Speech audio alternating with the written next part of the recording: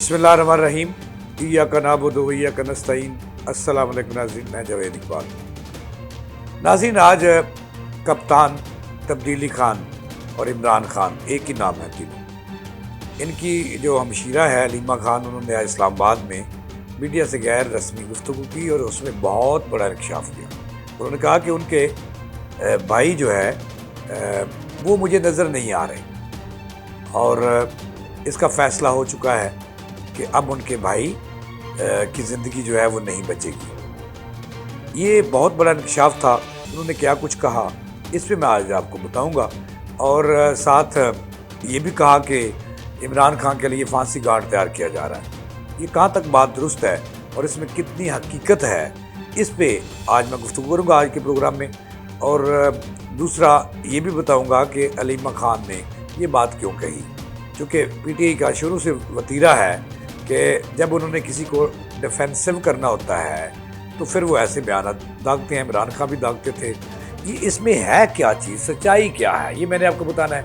और दूसरा मैंने बात की कि क्या इमरान खान के लिए फांसी गार्ड तैयार हो चुका, इसमें मैं आपको बताऊंगा कि उनके तर्जमान और साबिक ब्यूरोक्रेट और साबिक निगरान वज़ीर फवाद हसन फवाद के भाई रऊफ़ हसन, जो आजकल पीटीआई के तर्जमान हैं, उन्होंने इंडियन सहाफ़ियों को क्या कहा था, इस पर भी आज बात करेंगे कि उन्होंने कौन से खूनी इनकलाब की बात की। जो दुश्मन, जो इंडिया हमारा अजली दुश्मन है, उनके सहाफ़ियों से वो चैट करते रहे, ये भी पकड़ी गई है। और इसका इंकशाफ हुकूमत के तर्जमान और वफाकी वज़ीर इत्तलात जनाब अता तारड़ ने अपनी एक मीडिया ब्रीफिंग में किया और उन्होंने वो सब कुछ बता दिया और राज उगल दिए।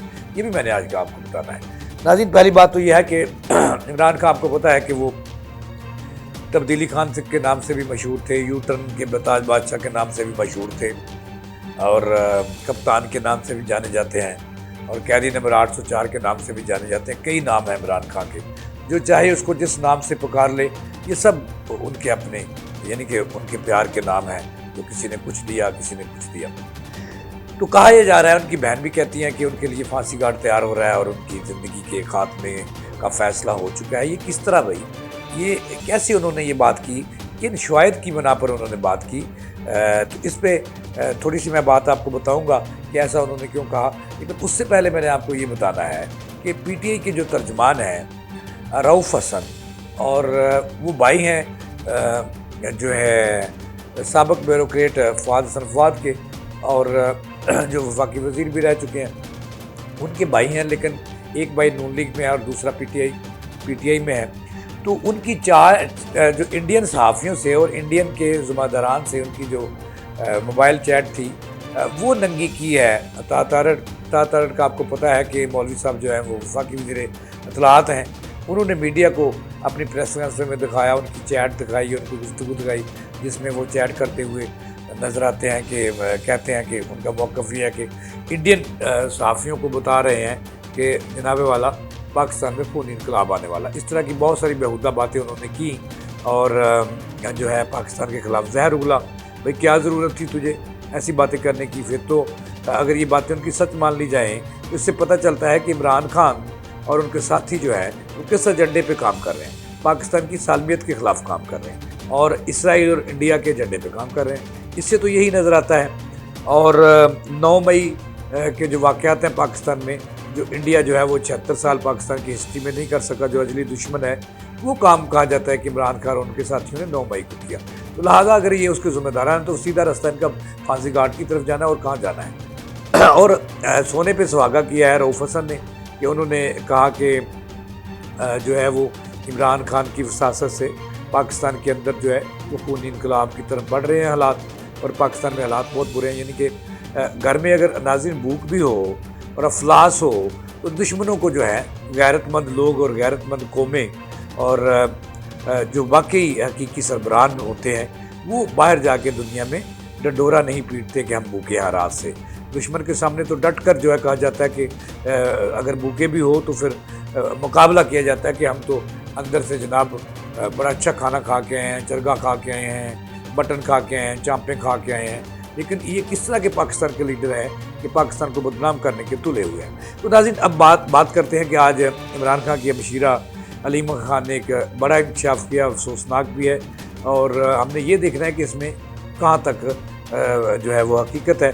उन्होंने मीडिया से गुफ्तगू की इस्लामाबाद के अंदर, उन्होंने कहा कि मेरे भाई की ज़िंदगी को ख़तरा है और उनका फ़ैसला हो चुका है कि वो अब ज़िंदा नज़र नहीं आ रहे और वो फांसी घाट की तरफ जाते हुए उनकी ज़िंदगी जो है वो नज़र आ रही है। जब उनसे सहाफ़ियों ने ये बात पूछी कि आपके पास क्या शवाहिद हैं, तो उन्होंने इसका टाल मटोल से काम लिया, लेकिन ये कोई छोटी बात नहीं है जो उन्होंने कह दिया है। लेकिन मैं इसको अगर माजी में थोड़ा सा जाऊँ तो पीटीआई का वतीरा है, इमरान खान का वतीरा है, उनके घर वालों का वतीरा है कि जब उन्होंने किसी अदारे को या किसी हुकूमत को या किसी अदलिया को उन्होंने डिफेंसिव करना होता है, तो फिर इस तरह के बड़े बड़े वो इल्ज़ामात लगाते हैं कि उनकी ज़िंदगी को ख़तरा है, उनको पकड़ा गया, उनको इस तरह, उनको उस तरह, दिस एंड डैट, इस तरह के, ताकि इसका मतलब ये होता है ऐसे बयान इल्ज़ामात लगाने का कि अगला अदारा और हुकूमत डिफेंसिव हो जाए।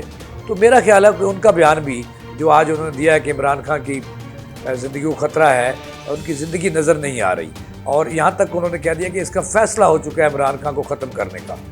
तो इस पे अगर मैं थोड़ी सी अगर बात करूँ, अगर सच्ची बात करूँ, तो अगर ये 9 मई देखें, 9 मई हुआ, बड़ा स्याह दिन था पाकिस्तान की तारीख में, जो कि मैं फिर यही बात रहूँगा कि हमारा अजली दुश्मन हमारा इतना नुकसान नहीं कर सका जितना ये कर रहे हैं, इन्होंने किया, पीटीआई वालों ने किया।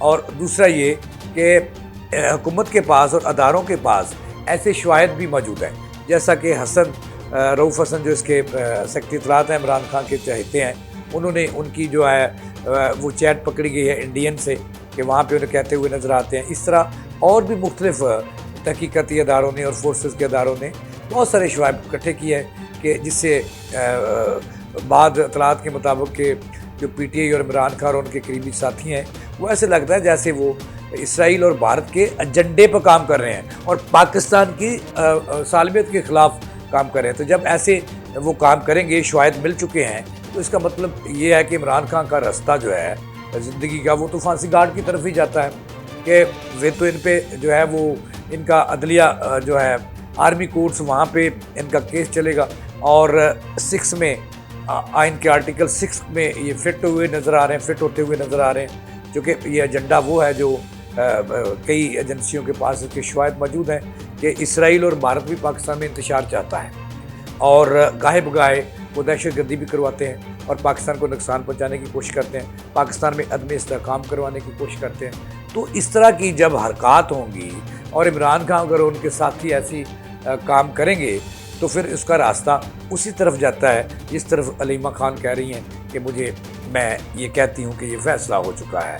लेकिन नाज़रीन, ये ज़रूरी नहीं है, लेकिन चूँकि पाकिस्तान में अदलिया भी आज़ाद है, अदारे भी आज़ाद हैं, हर कोई अपने दायरा कार में रहते हुए काम कर रहा है, तो तहकीकात जारी है कि इमरान खान का रास्ता अलीमा खान के बकौल ख़त्म हो चुका है। अब उनकी ज़िंदगी का ये डोर अभी बाकी हैं, क्योंकि ऊपर एक बड़ी ताकतवर ज़ात बैठी है जिसके हाथ में हर चंद परिंद की ज़िंदगी और मौत के फ़ैसले अल्लाह करता है। लेकिन अलीमा खान को पता नहीं कहाँ से ख्वाब आ गई, क्या वो डिफेंसिव करने के लिए अदारों को ऐसा उन्होंने बयान किया, इसका फ़ैसला जो है चंद दिनों में सामने आएगा कि अलीमा खान की बात कहाँ तक दुरुस्त है। इसके साथ ही मुझे दें इजाज़त।